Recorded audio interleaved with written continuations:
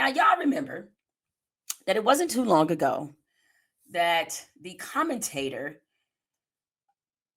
Megyn Kelly, had a lot to say about me because she did not like the commentary that I had about Charlie Kirk. There was an incredible amount of angry discourse from the right, blaming the Democrats, blaming liberals, saying, you're the reason this happened. Only to find out, surprise, 22-year-old white dude, love guns, raised by two parents, lived in a good home, dad is a minister, also a sheriff.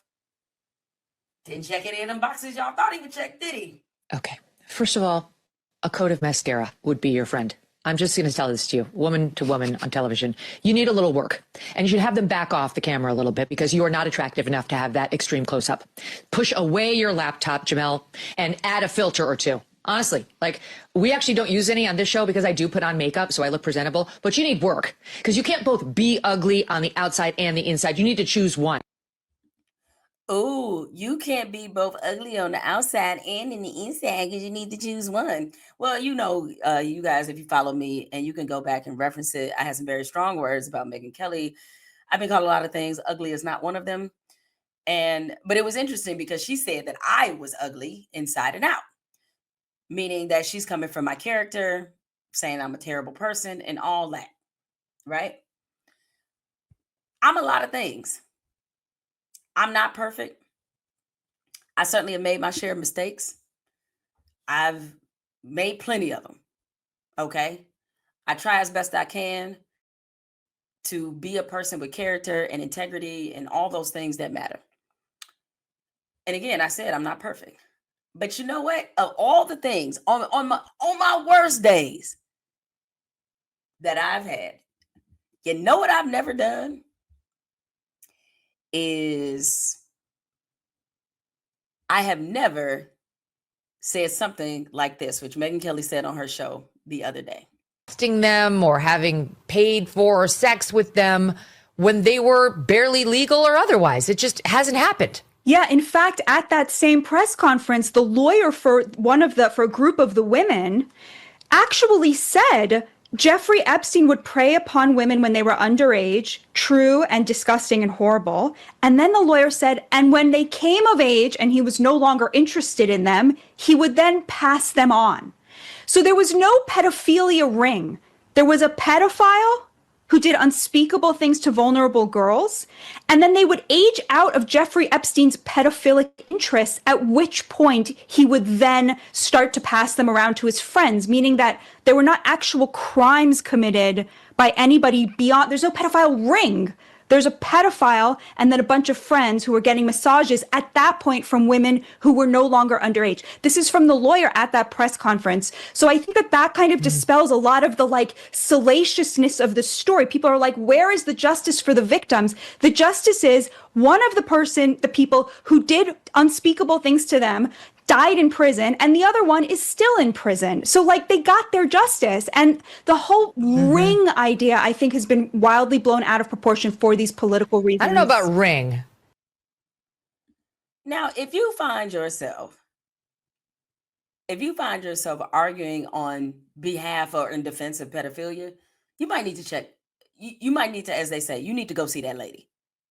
You need to go see that lady, Megyn Kelly. You have a 14-year-old daughter. And you really sat up there and said it with your whole chest that, 8-year-olds, that's a different kind of sexual abuse than somebody who's 14 or 15. As for Epstein, I've said this before, but just as a reminder, I do know somebody very, very close to this case who is in a position to know virtually everything. Not everything, but virtually everything. And this person has told me from the start, years and years ago, that Jeffrey Epstein, in this person's view, was not a pedophile. This is this person's view, who was there for a lot of this, but that he was into the barely legal type. Like he liked 15-year-old girls. And I realize this is disgusting. I'm definitely not trying to make an excuse for this. I'm just giving you facts. That he wasn't into 8-year-olds, but he liked the very young teen types that could pass for even younger than they were, but would look legal to a passerby.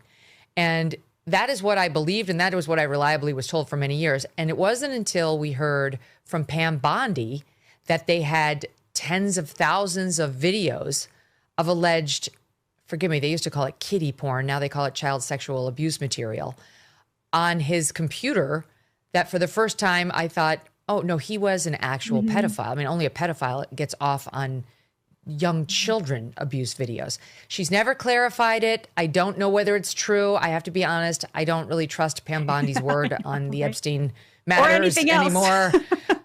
Yeah, so I don't know what's true about him, but we have yet to see anybody come forward and say, I was I was under 10. I was under 14 when I first came within his purview. Look, you can say that's a distinction without a difference. No, it's not. I think there is a difference. Yeah. There's a difference between a 15-year-old and a 5-year-old. You know, it's just whatever.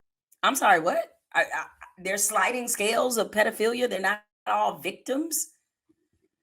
And Batya, who I actually know a little bit, I don't profess to know her well. That is the woman who was talking about they got their justice. As if there's an end date on people who have been traumatized by this sort of thing, as if there's an end date to their pain. All right. And Batya, I know a little bit because I've done a couple of CNN panels with her, and it's just disappointing to see the callousness in which they would sort of belittle what these victims have gone through. Jeffrey Epstein is no longer alive, and that is what it is. And there's obviously been a ton of speculation about, the manner in which he died, and given the level of information that he had on some very powerful people have often speculated that death, it was considered a suicide, doesn't quite pass the smell test. And his co-conspirator, Ghislaine Maxwell, she is in prison, but she's also in a very cushy prison thanks to Donald Trump's Justice Department, which strangely gave her, when her legal team let it be known that she was willing to talk and share what she knew, which was a bat signal for, I'm going to tell you what I know about you and what I got on you, and let's see how we can negotiate and you can make my life easier.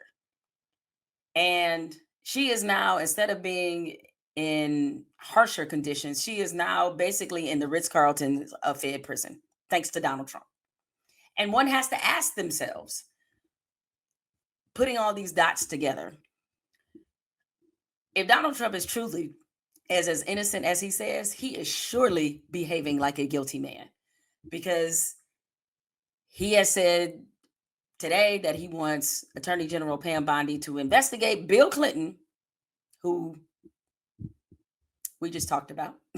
He wants him to investigate Bill Clinton and a bunch of other names, because he's trying to shift the focus off him, because in these emails, Donald Trump is all over the place.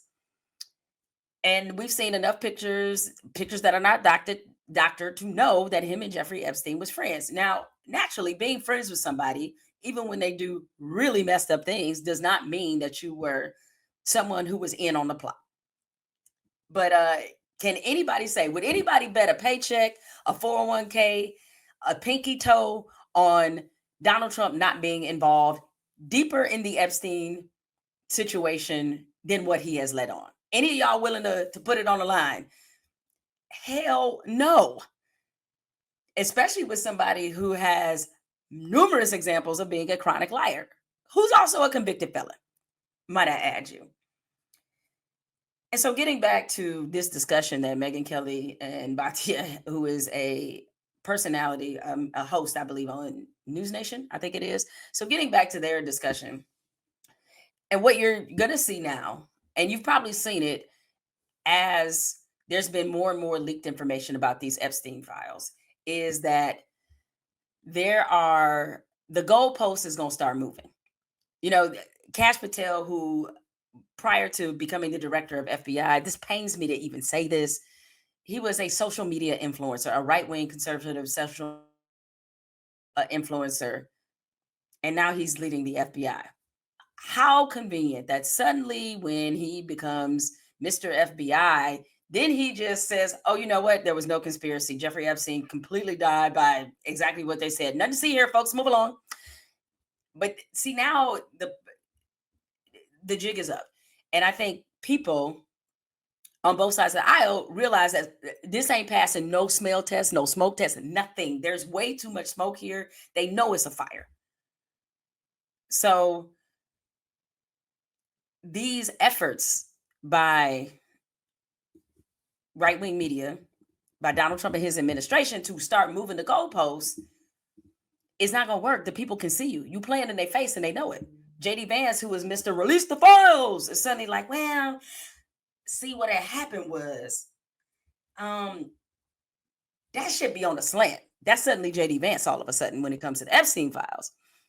And so it is not surprising that now the conversation has become, oh, but the victims got their justice. Oh, but an 8-year-old versus a 15-year-old. I mean, that's what we are right now, where we're having discussions about sliding scales of pedophilia. And in case people don't need to, in case people need to know this, 15 is still underage. Megyn Kelly talking about barely legal girls. No, there's no barely legal. They're not legal.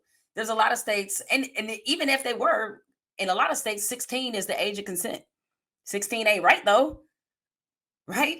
And so all of these people sitting up here trying to justify or minimize what has happened and a cover-up that we're seeing in real time really ought to be ashamed of themselves. Actually, the problem is that language doesn't even do it enough justice, because that's part of the problem, is that they're not ashamed of themselves, which is why they keep saying the dumb shit that they do. And so, again, as it relates to Megyn Kelly, is whatever person she may think that I am, she don't even know me, and I certainly don't know her. But I do know you ain't gonna see me on nobody's airwaves, and certainly not on anything with my name on it, trying to debate the scales of pedophilia. If we are not a country that can't all agree that pedophilia is wrong, then what are we doing? There's certain lines in the sand and boundaries we all got to be like, you know what? We all agree that is egregious and wrong and horrible. But she, can't really find it in herself to do that. And I just don't know personally how, and she, she's trying to hide behind the fact that somebody within the administration or somebody that she knows that is close to the situation said, well, oh, it wasn't really this, it was this. Like, why would you even repeat that on air to try to justify and minimize what this situation is? Like, what? It's just got to be certain lines of decency that we should all be against. And I shouldn't be surprised, because I would expect a piece of shit person to say shitty things, and that's Megyn Kelly. But remember, I'm the ugly one, inside and out.